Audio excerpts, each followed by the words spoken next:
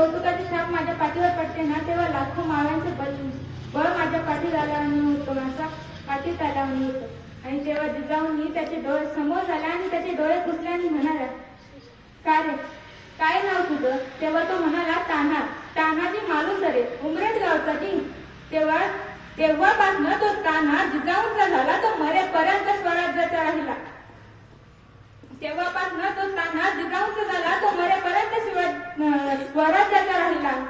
अहो, ज्या समाजामध्ये कौतुकाची छाप टाकणारी माणसं असतात ना, त्या समाजामध्ये नवरत्न उगवतात.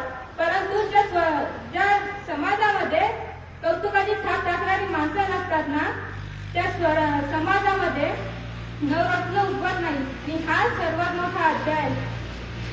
शेवटी एवढंच म्हणेल,